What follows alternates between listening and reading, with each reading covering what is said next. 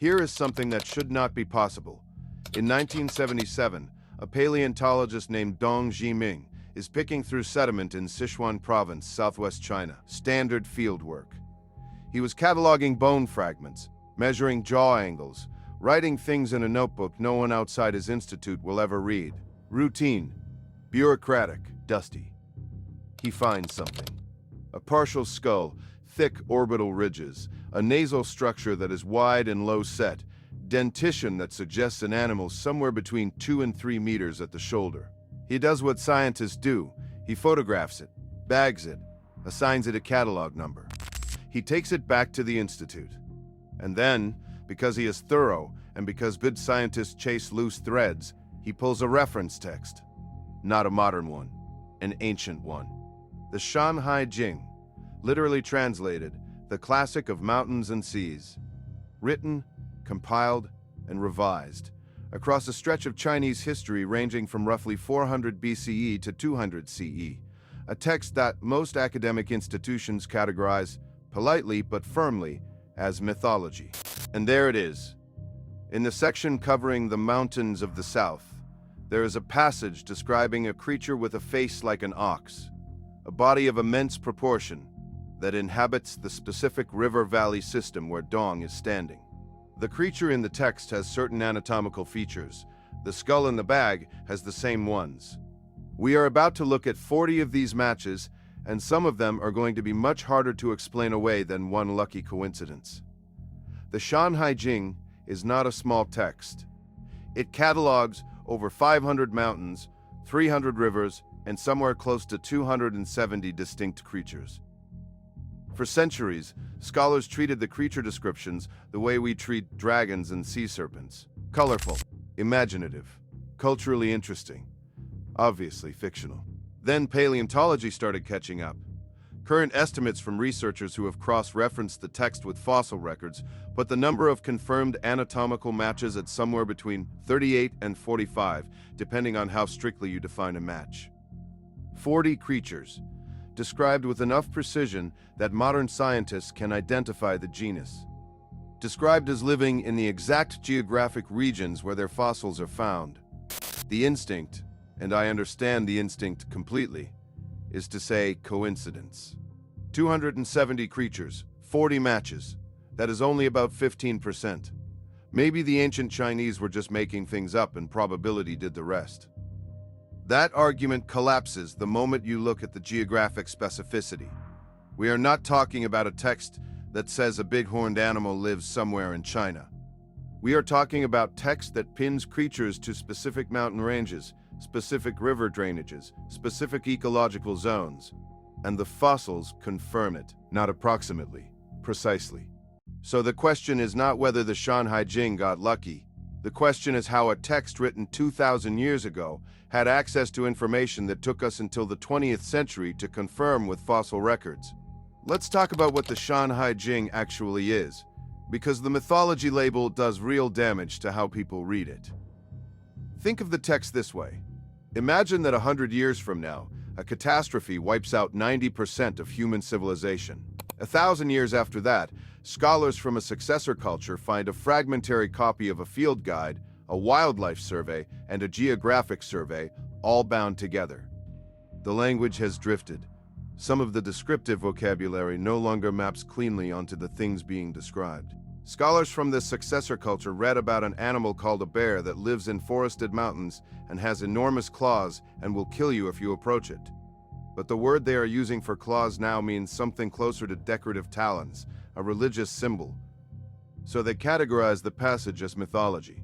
That is roughly what happened to the Shan Hai Jing. The text is structured like a survey. It moves systematically through geographic regions, the mountains of the south, the mountains of the east, the mountains of the north, and it catalogs what is found there: mineral deposits, plant species, water sources, and fauna. The structure is not poetic. It is not narrative. It reads, in the original classical Chinese, more like a bureaucratic inventory than a folktale. Mountains are described by their dimensions. Rivers are traced to their sources. Animals are described with specific physical features, behavioral notes, and in many cases, what the meat tastes like, or what medicinal properties the animal possesses. That last detail matters. When you find a creature in an ancient text, and the author has included notes on the flavor of its flesh and a suggested preparation method, you are not reading mythology. You are reading a field report from someone who either ate the thing or spoke to someone who did. Now here is the part where I want to be clear. The easy version of this story is to say the text is describing animals that were alive at the time of writing, animals that have since gone extinct, and the authors simply observed them. That is the conservative interpretation. It still requires us to accept that some of these creatures were alive in China as recently as 2,000 years ago, which means the timeline for certain megafaunal extinctions in Asia is wrong by a significant margin. The harder version of the story is the one that comes when you look at which 40 animals made the match list, because several of them are not animals that were alive 2,000 years ago by any current scientific consensus. Several of them are animals whose fossils date to the Pleistocene, animals that were supposed to be gone 10,000 years before the Shan Hai Jing was written. Let me give you a specific case. The text describes a creature in the mountains of the northwest. It has a single horn centered on its forehead. Its body is the size of a horse but heavier. Its skin is described as thick and difficult to cut. It is said to travel in small groups and to be dangerous when cornered, but generally avoids humans. Paleontologists have identified this as a description consistent with Elasmotherium sibiricum, the Siberian unicorn. A real animal, a genus of rhinoceros, not a horse, but the body size is accurate. The single frontal horn is accurate. The thick hide is accurate. The behavioral notes are consistent with what we can infer from bone stress fractures and predator-prey analysis. The Siberian unicorn is officially listed as extinct approximately 39,000 years ago. The Shan Hai Jing was written between 400 BCE and 200 CE.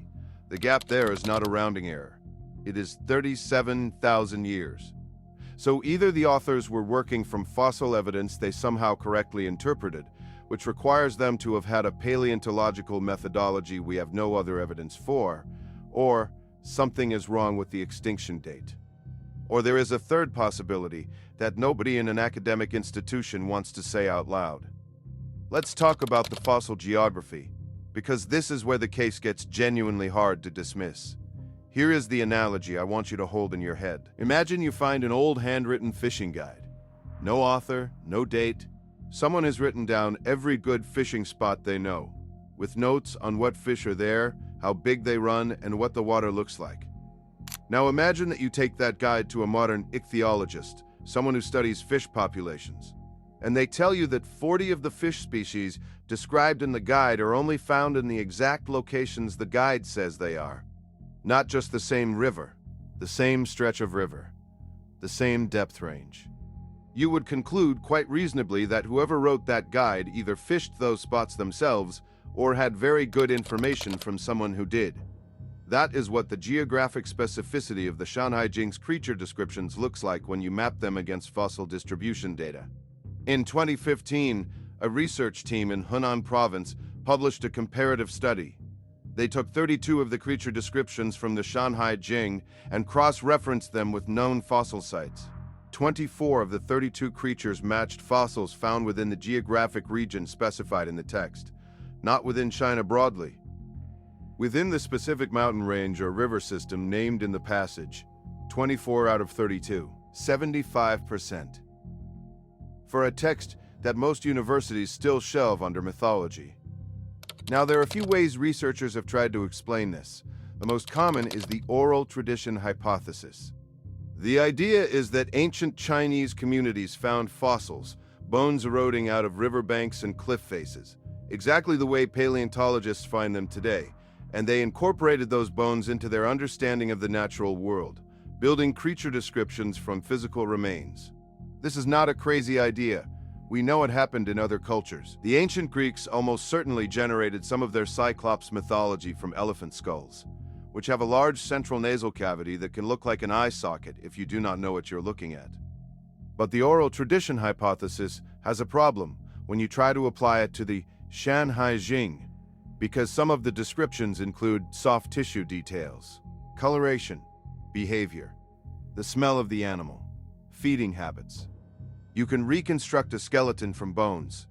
You cannot reconstruct what an animal smelled like, or whether it was nocturnal, or what sound it made.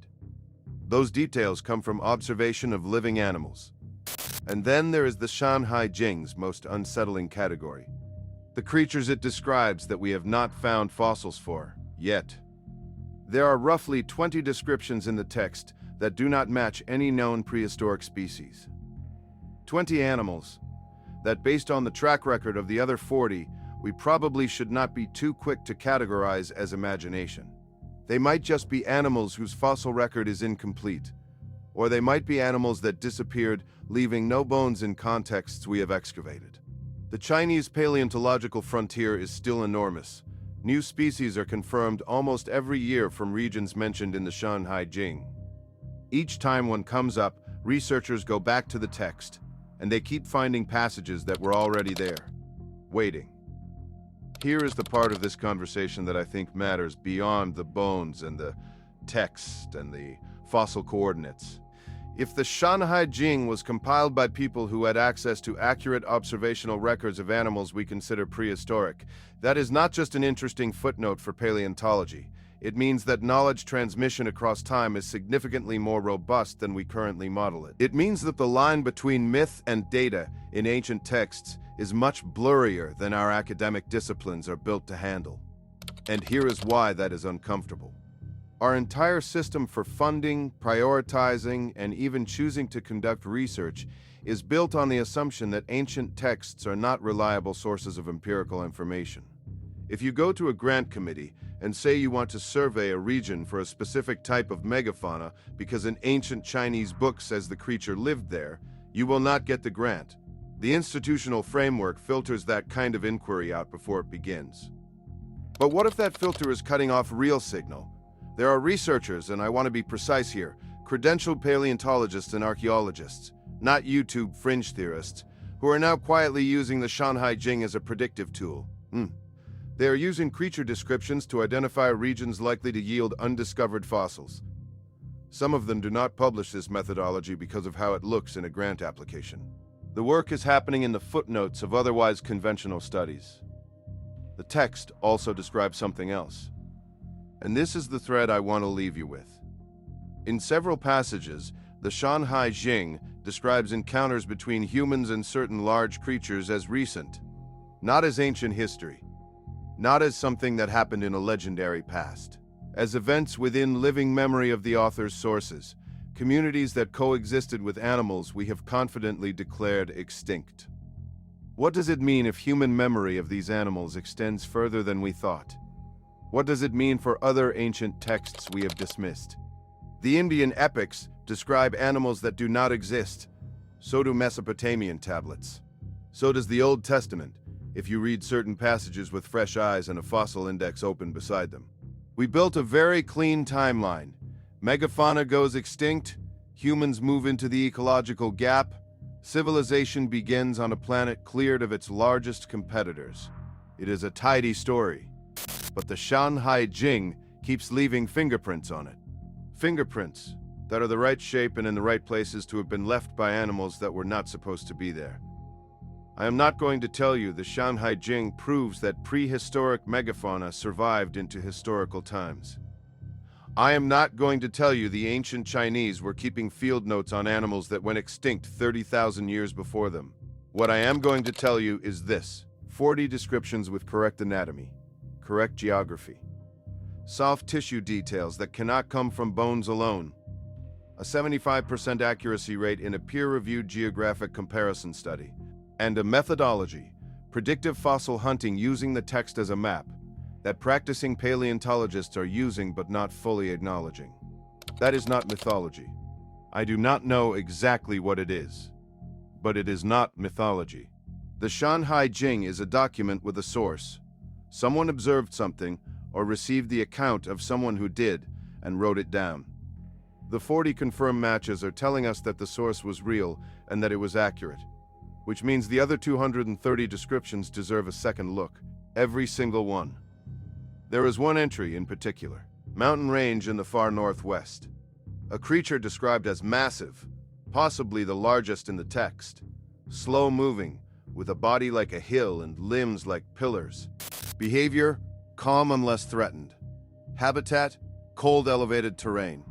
The author notes that the creature makes a sound like distant thunder when it vocalizes. We have not matched that one to a confirmed fossil yet.